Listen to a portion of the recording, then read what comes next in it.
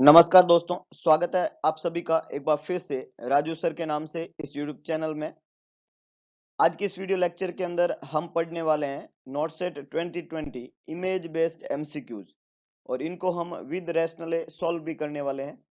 Image based MCQ जो है आजकल एग्जाम के पैटर्न में आता है और इमेज वहां पे आपको दिखाई जाती है। आपको उस इमेज के नाम पूछा जाता है या उस इमेज का यूज जो है हम वन बाय वन यहाँ पे डिस्कस करने वाले हैं। तो आप लोग बस इस पूरे वीडियो को देखें और पूरे लेक्चर को अच्छे से समझें ताकि एग्जाम में ये आपको मैक्सिमम बेनिफिट पहुंचा सके।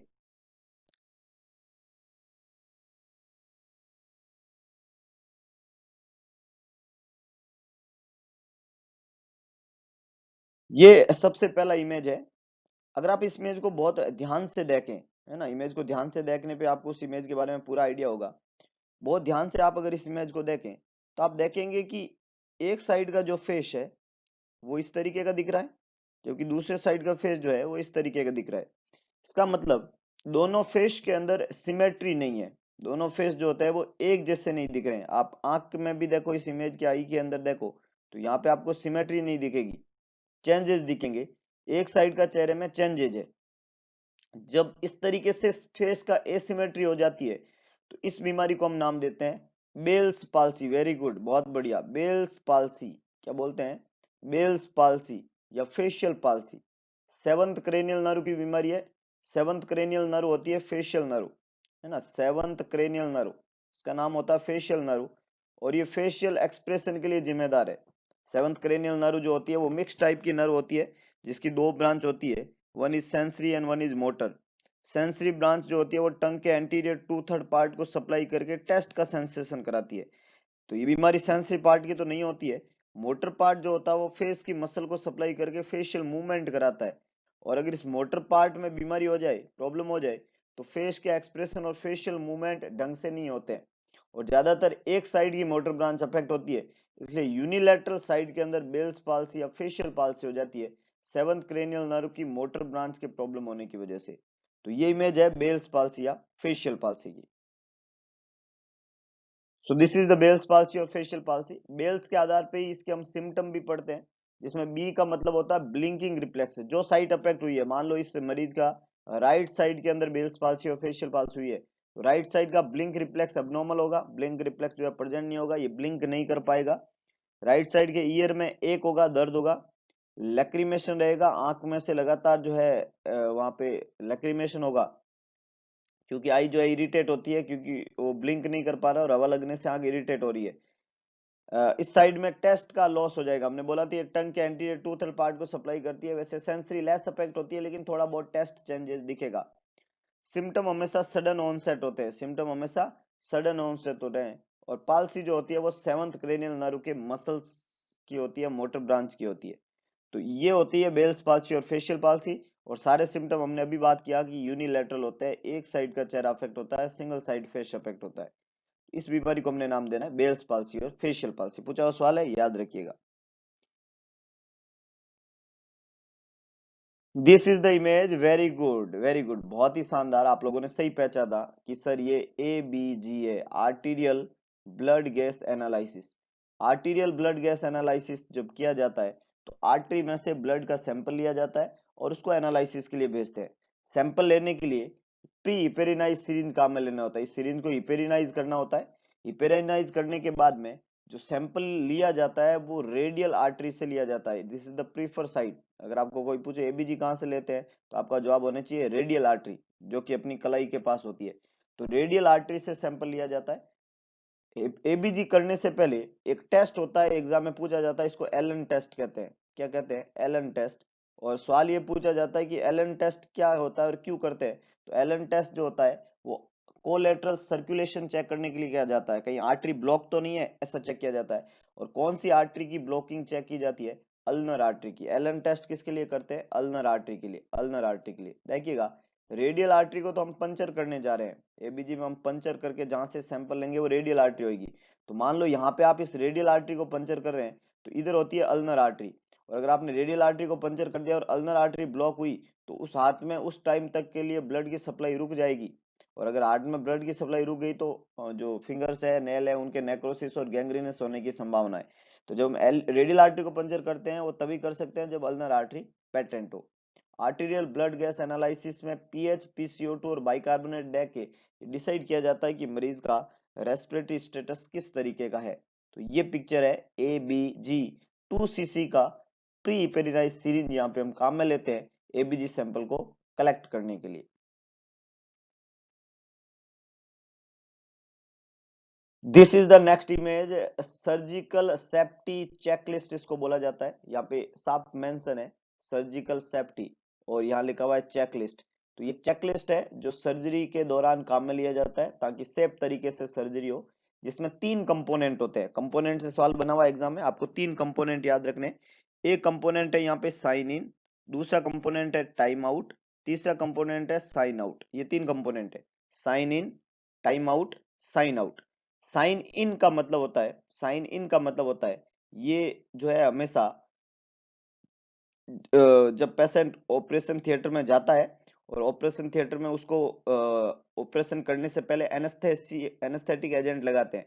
तो before induction of anaesthesia, anaesthesia को इंड्यूस करने से पहले जो पूरा चेक किया जाता है क्या क्या, कि पेशेंट का confirmation, ID, procedure, consent, site marking, anaesthesia की सेफ्टी चेकलिस्ट, पल्स ऑक्सीमेट्री का फंक्शनिंग, ये सारी चीजें, पेशेंट को कोई एलर्जी तो नहीं है ड्रग से, कोई एयरवे डिफिकल्ट तो नहीं है, एस्पिरेशन की रिस्क तो नहीं है, उसमें ब्लड लॉस होने की संभावनाओं की रिस्क तो नहीं है, ये सब चीजें चेक करना एनेस्थीसिया देने से पहले साइन इन कहलाता है। तो sign in that is before induction of anaesthesia. दूसरा है time out, time out before skin incision, मतलब आपने एनेस्थीसिया तो दे दिया लेकिन अगर सर्जरी के लिए अभी तक इंसिजन नहीं लगाया स्किन के ऊपर, तो इंसिजन लगाने से पहले दोबारा से सारी चीजें चेक करना कि पेशेंट वही तो है जिसको हम सर्जरी करें, नाम, आईडी, साइट मार्किंग, साइट देखे, सर्जन का रिव्यू देखे, है ना, एनेस्थीसिया टीम का रिव्यू देखे, नर्सिंग टीम का रिव्यू देखे, एंटीबायोटिक प्रोफाइलैक्सिस दिया कि नहीं दिया, मतलब सर्जरी शुरू होने के 60 मिनट के अंदर अंदर, मतलब सर्जरी से जस्ट पहले और 1 घंटे के अंदर अंदर लगा हुआ होना चाहिए एंटीबायोटिक, वो चेक करे। असेंशियल इमेज डिस्प्ले करे जो कि वहां पे चाहिए ड्यूरिंग सर्जरी। तो ये सारी चीजें चेक करते हैं स्किन पे इंसिजन लगाने से पहले, टाइम आउट पीरियड कहलाता है। तो पहला हो गया sign in before induction of anaesthesia, दूसरा हो गया time out before skin incision, तीसरा है यहाँ पे sign out. Sign out is the before patient leave operating room. मरीज ऑपरेटिंग रूम, मतलब ऑपरेशन हो गया और ऑपरेटिंग रूम को पेशेंट को लीव करने से पहले एक बार फिर से चेक करना साइन आउट कहलाता है। यहाँ पे पेशेंट का नाम, प्रोसीजर जो भी हुआ है, इंस्ट्रूमेंट, स्पंज, नीडल वगैरह सब काउंट करने होते हैं। जो भी स्पेसिमेन लिया अगर कोई, उसको लेबल करना होता है ना, इक्विपमेंट में कोई प्रॉब्लम है उसको एड्रेस करना होता है, सर्जन, एनेस्थेटिक, कोई भी प्रोफेशनल, नर्स वगैरह, उनके सबके रिव्यू, उनकी की कंसेंट, रिकवरी मैनेजमेंट वगैरह सब चीजें चेक करना, और सब सेट है देन पेशेंट को हम साइन आउट कर सकते हैं, मतलब पेशेंट को ऑपरेशन रूम जो है वो छोड़ने की इजाजत हो सकती है। तो 3 है यहाँ पे, sign in, time out, sign out. Sign in का मतलब before induction of anaesthesia check the surgical safety checklist, time out before skin incision check all the essential data, and sign out before patient leave operating room all the essential data should be checked। तो इसको बोलते हैं surgical safety checklist, sign in, time out, sign out, याद रखिएगा बहुत important है। Next, ये image क्या इंडिकेट कर रही है, किस चीज का इमेज है, अगर आप पहचान पाए बहुत अच्छे। आपको इस चैनल पे एक वीडियो भी मिलेगा, आप ढूंढना उसको, हीमोडायलिसिस के नाम से वो वीडियो है, और ये कैसे मशीन काम कर रही है उस वीडियो में दिखाया गया है मशीन को चलते हुए।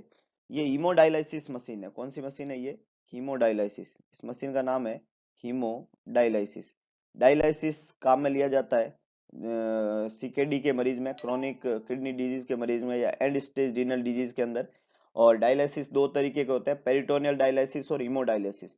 तो ये जो इमेज है वो हीमोडायलिसिस है। हीमोडायलिसिस सबसे अच्छा माना जाता है डायलिसिस में, डायलिसिस पेरिटोनियल भी होता है और हीमो भी होता है। ये इमेज हीमोडायलिसिस से संबंधित है। ये मशीन है, हीमोडायलिसिस मशीन है, और इस मशीन के अंदर पेशेंट के ब्लड को जो है यहाँ पे प्योर किया जा रहा है, डायलाइस्ड किया जा रहा है with the help of a machine known as haemodialysis machine.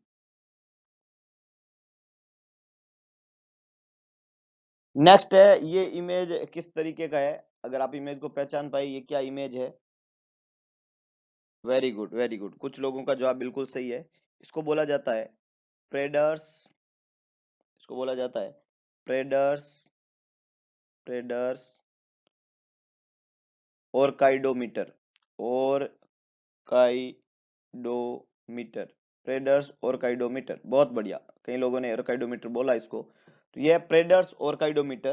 प्रेडर्स और काइडोमीटर जो होता है, इसमें इसमें इसका काम क्या होता है, तो ये बेसिकली जो है मेल के अंदर प्यूबर्टी को असेसमेंट करने का मीटर होता है ना, टेस्टिस का साइज मेजर करता है, और मेल चाइल्ड, बॉय लड़का जो होता है, उसमें जेनाइटल ऑर्गन के डेवलपमेंट को असेस करने के लिए, सेक्सुअल डेवलपमेंट को असेसमेंट करने के लिए इसको काम में लिया जाता है।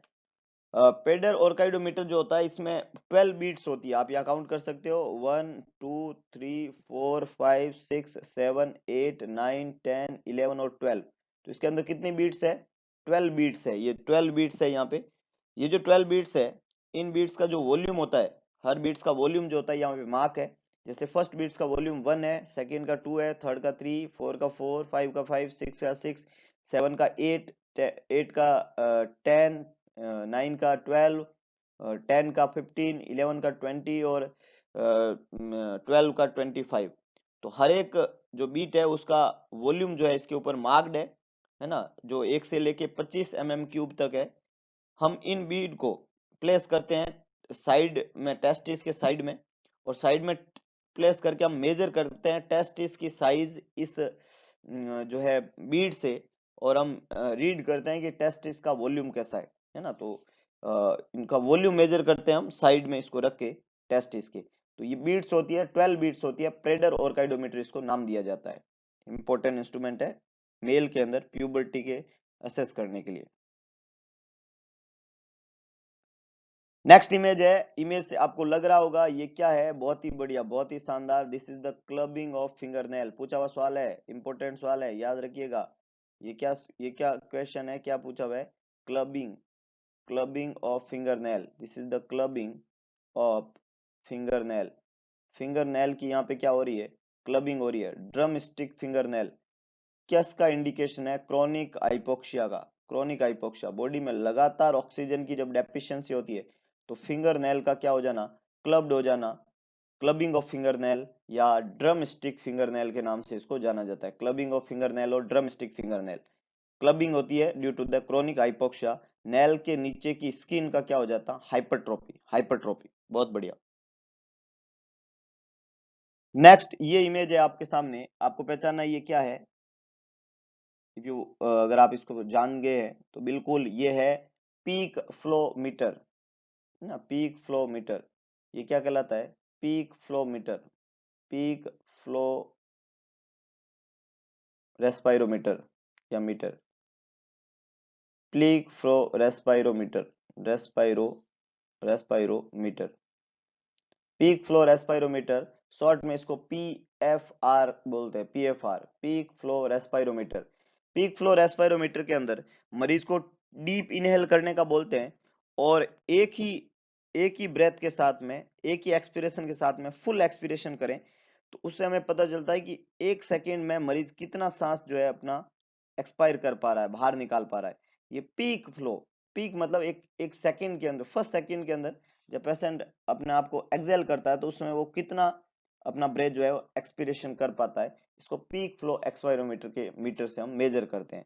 सीओपीडी और अस्थमा के मरीजों के अंदर ये इंस्ट्रूमेंट काम में लिया जाता है, उनमें डिजीज का स्टेटस चेक करने के लिए।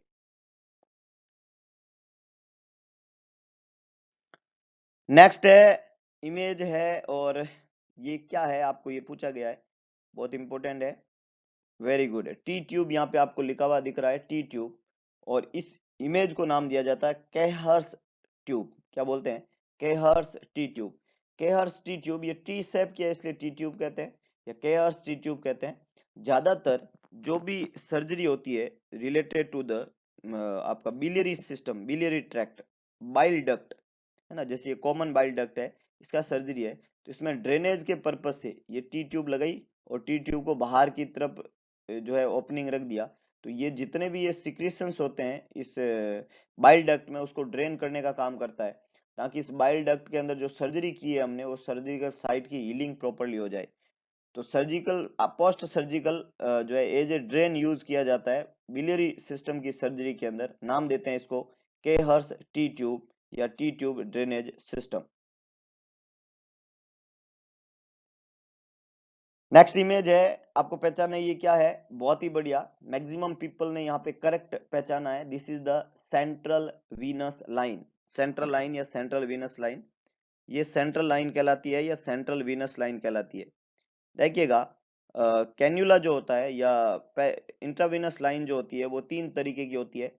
एक तो कैन्युला या पेरिफेरल लाइन हम बोलते हैं, जो पेरिफ्री में हम लगाते हैं, है ना। डिफरेंट नंबर के कैन्युला वहां पे अवेलेबल होते हैं, 16 से लेके 26 तक हम काम में लेते हैं। 26 का कैनुला सबसे छोटा, 16 नंबर का कैनुला सबसे बड़ा, 14 नंबर का भी कभी कभी काम में लेते हैं। तो ये कैनुला कहलाते हैं पेरिफेरल कैनुला, जो नॉर्मली राइट एंड लेफ्ट हम काम में लेते हैं। जब किसी मरीज को हाइपरटोनिक टाइप का सॉल्यूशन देना है जो पेरिफेरल कैनुला से पॉसिबल नहीं है, तब हम सेंट्रल कैनुला लगाते हैं। और ये सेंट्रल कैनुला का एक टाइप है जिसको हमने सेंट्रल लाइन कहते हैं, जो कि लगता है इंटरनल जुगुलर वेन और सब क्लेवियन वेन के अंदर, है ना। दो सेंट्रल वेन होती है, one is internal jugular vein और दूसरा सब क्लेवियन वेन। तो यहाँ पे ये जो है पुट डाउन किया जाता है। अभी जो ये लगी हुई है ये इंटरनल जुगुलर वेन में, इसके अलावा इसको सब क्लेवियन वेन में भी लगा सकते हैं। सेंट्रल लाइन के अलावा एक और लाइन होती है तीसरे नंबर की। तो एक तो गया पेरिफेरल कैनुला, एक सेंट्रल लाइन, और एक होती है पीआईसीसी line, peripheral inserted central cannula. तो उसको पेरिफ्री से इंसर्ट करते हैं और वो कैथेटर जो होता है वो सेंटर में आता है, तो इसको बोलते हैं पीआईसीसी लाइन। तो पेरिफेरल कैनुला, सेंट्रल लाइन और पीआईसीसी लाइन, ये तीनों ही तरीके हैं जिससे हम इंट्रावेनस ड्रग को एडमिनिस्टर करते हैं किसी भी मरीज में during the treatment of illness, during the time of illness, during the period of illness. बहुत बढ़िया। तो this is the image of central line. Next है, इमेज दिया हुआ है, आपको पहचानना ये क्या है, व्हाट इट इज, किस चीज का इमेज है ये। बहुत बढ़िया, कुछ लोग इसको पहचान पाए हैं, और जो पहचान पाए हैं उनको दिल से धन्यवाद। It's Malecot catheter. क्या बोलते हैं इसको, मेलिकॉट कैथेटर। मेलिकॉट कैथेटर जो होता है वो कहाँ काम में लेते हैं, तो इसको यूज किया जाता है ज्यादातर टेम्पररी ड्रेनेज के पर्पज से, पोस्ट रीनल और ब्लैडर सर्जरी, है ना। रीनल सर्जरी, रीनल सर्जरी और ब्लैडर सर्जरी में, सर्जरी के बाद में टेम्परेरी जो है वहां पे ड्रेनेज के पर्पज से यूज किया जाता है मेलिकोट कैथेटर। इसको परक्यूटेनियसली प्लेस किया जाता है नेफ्रॉन के अंदर, नेप्रोस्टोमी बोल सकते हैं उसको, पीसीएन ट्यूब बोल सकते हैं, परक्यूटेनियस नेप्रोस्टोमी। हालांकि परक्यूटेनियस नेप्रोस्टोमी में ज्यादातर हम पिगटेल कैथेटर काम में लेते हैं, लेकिन कभी कभी वो ड्रेन नहीं कर पाता, पिगटेल कैथेटर छोटा होता है, तो हम मेलिकोट कैथेटर भी वहां पे काम में लेते हैं। तो पोस्ट रीनल सर्जरी और ब्लैडर सर्जरी में यूज किया जाता है ज्यादातर मेलिकोट कैथेटर, ड्रेनेज इसका पर्पज है। और नेप्रोस्टोमी के नेप्रोस्टोम परक्यूटेनियस नेप्रोस्टोमी में भी इसको यूज लिया जाता है। नेक्स्ट ये इमेज है, आपको पहचानना है ये क्या है। हम्म, आप देख पा रहे हो ये एक तरीके का वुंड के ऊपर किया हुआ ड्रेसिंग लग रहा है, और इस ड्रेसिंग को नाम दिया जाता है, बहुत बढ़िया, नेगेटिव प्रेशर वुंड थेरेपी, एनपीडब्ल्यूटी। क्या बोलते हैं इसको, एनपीडब्ल्यूटी। एनपीडब्ल्यूटी क्या होता है, नेगेटिव प्रेशर, एन का मतलब है नेगेटिव, सॉरी स्लाइटली लिखने में यहाँ पे दिक्कत हो रहा है, negative pressure, negative pressure wound, wound के ऊपर हमने दिया तो वुंड, और therapy, negative pressure wound therapy, negative pressure wound therapy. Wound के ऊपर नेगेटिव प्रेशर क्रिएट करके वहां से जो है जितने भी अबनॉर्मल से सिक्रीशंस है उनको ड्रेन करना, नेगेटिव प्रेशर वुंड थेरेपी कहलाता है। तो ये जो इमेज है वो नेगेटिव प्रेशर वुंड थेरेपी है। वुंड को वहां से डिफरेंट टाइप की जो मटेरियल है, फॉल्टी मटेरियल है, उसको क्या किया जाता है, ड्रेन किया जाता है, ताकि जो है वुंड जो है वहां पे जल्दी से ठीक हो सके। तो ये कहलाता है negative pressure wound therapy, negative pressure wound therapy, NPWT. अगला इमेज है, आपको पहचाना ये किस तरीके का इमेज है, अगर आप पहचान पा रहे हैं, बहुत बढ़िया, बहुत बढ़िया, यस, सब लोगों ने बिल्कुल सही पहचाना, it's DVT pump, deep vein thrombosis pump, DVT pump है।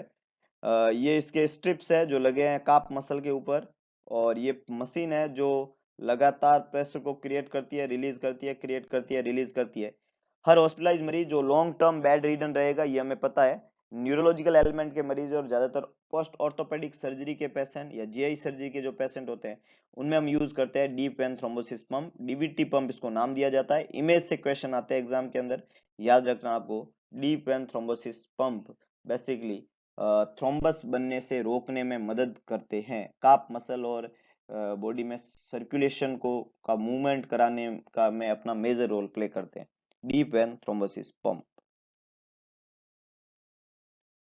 अगला इमेज है आपके सामने, 3 बॉल आपको दिख रही है और इस तरीके का ये भी एक मीटर है। बहुत ही बढ़िया, बहुत ही शानदार, कई लोगों ने बिल्कुल सही हिसाब, ये तो स्पायरोमीटर है। स्पायरोमीटर बोलो या इसी को रेस्पायरोमीटर बोलते हैं। रेस्पायरोमीटर और स्पायरोमीटर उन मरीजों में काम का है जो मरीज सीओपीडी और अस्थमा से जो है ग्रसित होते हैं, और उनके अंदर एयर जो होती है वो लंग्स में रिटेंड करती है। उस रिटेंड एयर को एक्सेल कराने के लिए पेशेंट को जो है ब्रीदिंग एक्सरसाइज की जरूरत होती है।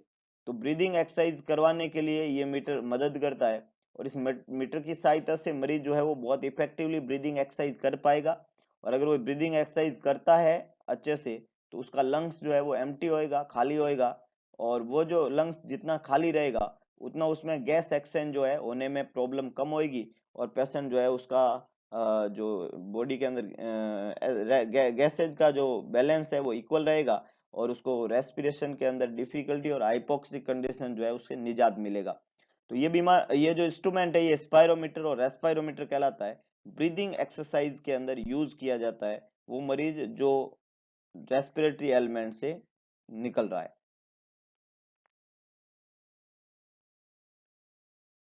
अगला इमेज है आपके सामने, आपको पहचाना ये किस तरीके का इमेज है। बहुत बढ़िया, मैक्सिमम पीपल ने बिल्कुल करेक्ट पहचाना कि साहब ये पीडियाट्रिक ड्रिप सेट है। इसको पीडियाट्रिक ड्रिप सेट या माइक्रो सेट के नाम से भी जानते हैं। पीडियाट्रिक डिपार्टमेंट में ज्यादातर यूज किया जाता है बच्चों के अंदर, जहाँ पे आपको फ्लूइड जो है वो बहुत स्लो पैटर्न में देना होता है।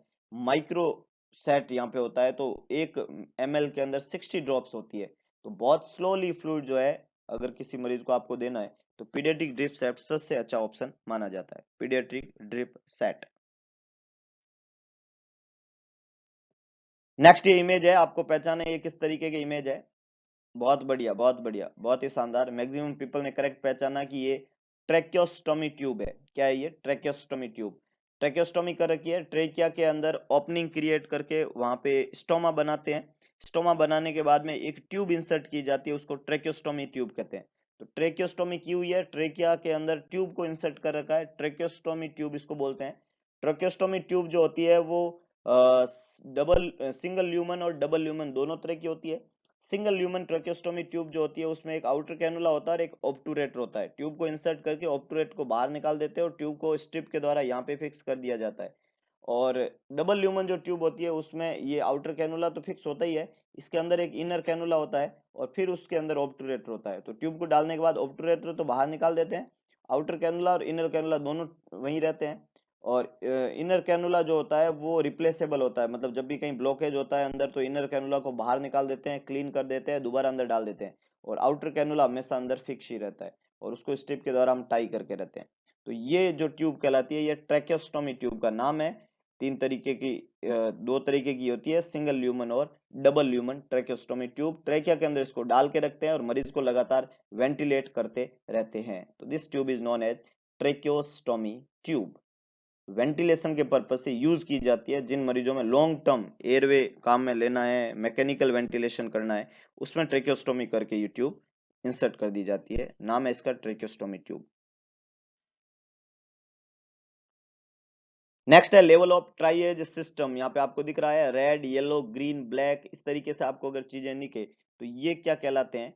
ट्राइएज कलर कोडिंग कहलाती है। ट्राइएज कलर कोडिंग जो होती है उसमें रेड कलर इमीडिएट और अर्जेंट कंडीशन को इंडिकेट करता है, इमीडिएट इमरजेंसी को इंडिकेट करता है।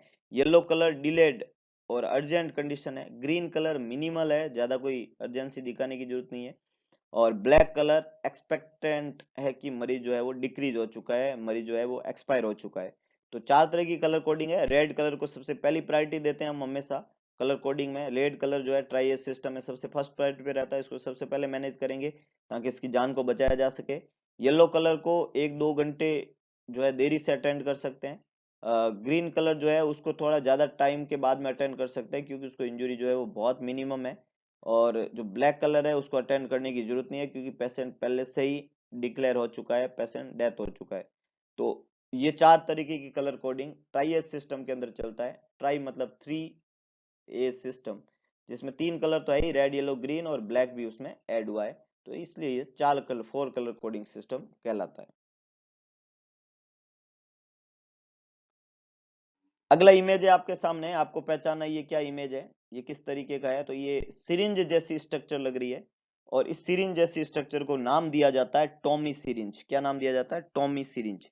अब आप कहोगे टॉमी सिरिंज का फंक्शन क्या है, तो ये ब्लैडर को इरिगेशन करने के काम आता है। इसका यूज क्या होता है? Bladder irrigation. Bladder irrigation, urinary bladder जो होता है उसको इरिगेट करने के पर्पज से इसको काम में लेते हैं। ट्यूआरपी एक सर्जरी होती है, transurethral resection of prostate. और ट्यूआरपी सर्जरी के बाद में हम एक कैथेटर प्लेस करते हैं जो इरिगेशन कैथेटर होता है। उसके प्लेस करने के बाद में भी कभी कभी क्या होता है कि अंदर क्लॉट बन जाते हैं ब्लैडर के अंदर, और फिर जो क्लॉट बनने के बाद यूरिन ड्रेन होना बंद हो जाता है। तो हम टॉमी सिरिंज काम में लेते हैं, ब्लैडर को नॉर्मल सलाइन इंसर्ट करके इरिगेट करते हैं अच्छे से, और इरिगेट करके जो है ब्लैडर के अंदर से जो भी ऑब्स्ट्रक्शन है उसको उसको रिलीव किया जाता है। जब ऑब्स्ट्रक्शन रिलीव हो जाएगा ब्लैडर का, तो यूरिन जो है वो वापस ड्रेन होना शुरू हो जाता है। तो इस सिरिंज को हमने क्या नाम देना है? Tommy syringe. ब्लैडर इरिगेशन के पर्पज से इसको यूज किया जाता है।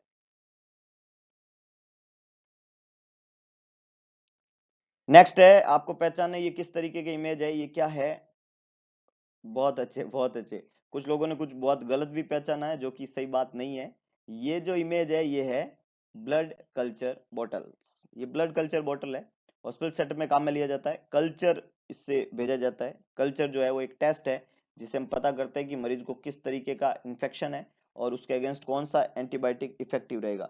तो ब्लड कल्चर टेस्ट के द्वारा हम कल्चर में माइक्रो ऑर्गेनिज्म का पता करते हैं, और उसके बाद में उस माइक्रो ऑर्गेनिज्म को डिस्ट्रॉय करने के लिए, खत्म करने के लिए लाइन ऑफ ट्रीटमेंट हम डिसाइड करते हैं। तो इन बोटल्स को हम नाम देते हैं ब्लड कल्चर बोतल। पेशेंट के लिए काम में लिया जाता है for the purpose of assessment of micro organ and it's treatment. This is the next image. आपने अगर इसको पहचाना है तो बिल्कुल सही, बहुत बढ़िया। ये पल्स पोलियो के रोकथाम के लिए जो ओरल पोलियो वैक्सीन दिया जाता है, ओपीवी, उसके जो वाइल होता है उसके ऊपर मॉनिटरिंग सिस्टम होता है। वैक्सीन वाइल मॉनिटर, वीवीएम कहते हैं इसको।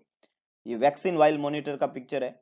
इसमें क्या होता है कि बेसिकली उस वाइल के ऊपर 2 इमेज होती है। एक ऐसे बाहर की तरफ सर्किल होता है, और अंदर की तरफ इस तरीके से स्क्वायर वहां पे प्रेजेंट होता है। ये जो सर्किल होता है इसका कलर आप देख रहे हो अलग तरीके का है, और अंदर स्क्वायर जो है वो व्हाइट कलर का है।